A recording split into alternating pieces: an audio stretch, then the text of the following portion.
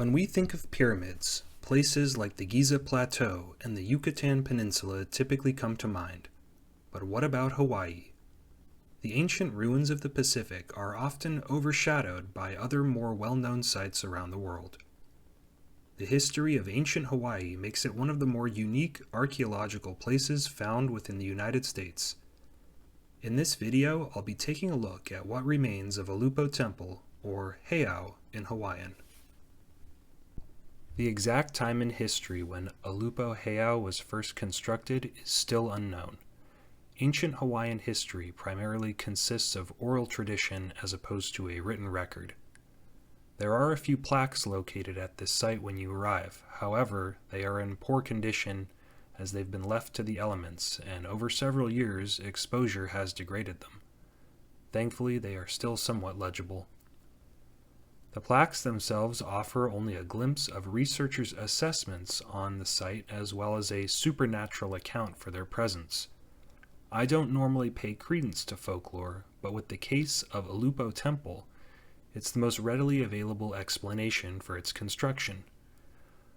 Though one point I thought was interesting is that the guardian spirit of this temple was supposed to be a reptile-like creature that took human form. Reptile-human effigies can be seen throughout early history, most notably the Ubaid figurines from Mesopotamia. I was able to take a photo from the local museum of an example of this. The carving is that of a lizard-like creature representing a supernatural spirit. It's another illustration of a specific cultural artifact shared globally between isolated belief systems. What we do know about the site is that it's a massive stone platform built from stacked basalt with a pyramid-shaped base. It stands about 140 by 180 feet, with outer walls up to about 30 feet. It is believed to have been built several hundred years ago by hand-carried stones from as far away as the Kualoa Valley region, about 10 miles north of the site.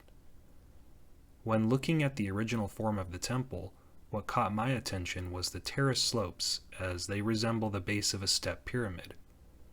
These terraces have since collapsed and have been hidden by various rockfall, sometime between 1819 and present day. You can still see evidence of this type of construction on other Hawaiian temples.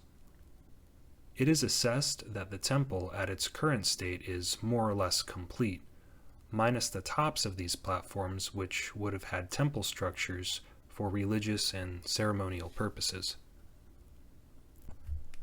I took a few pictures of some other ruins that I'd been to on Oahu that show the general layout of what these temples were supposed to look like during their active periods.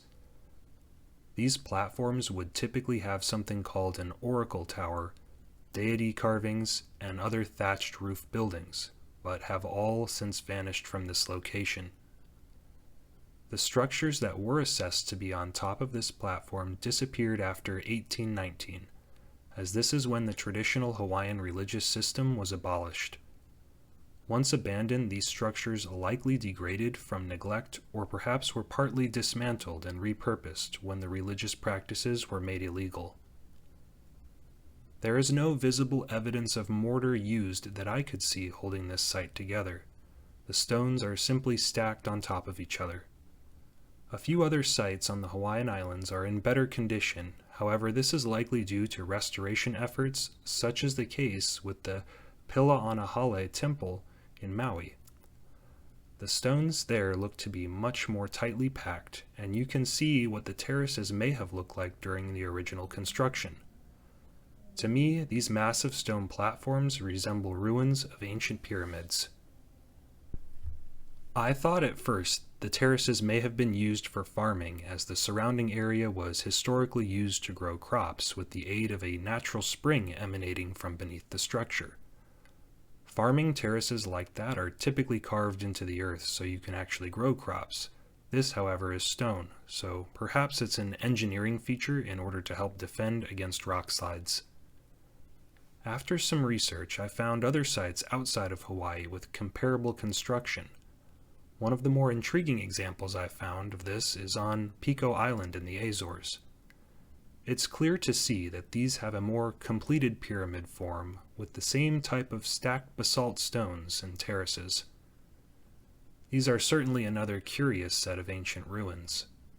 Perhaps there is an ancient connection between the two, or just another architectural coincidence.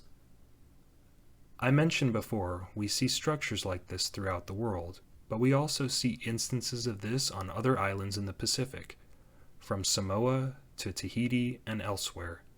Stone platform pyramids are a more common occurrence than I had anticipated.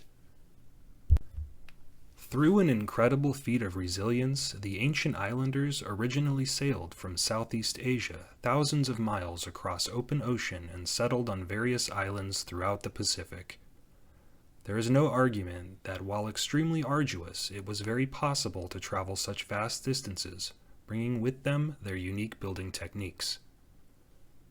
The settlement of Oceania took place over thousands of years in successive waves, settling islands further east over time, with the Hawaiian island chain and Easter Island being some of the last. But where did the idea of these heiaus originate? There are several theories regarding the extent of influence the islanders may have had with the outside cultures around the world. One of the more common hypotheses is that of contact with the Americas to the east, and that the ideas were brought back to the various islands over time.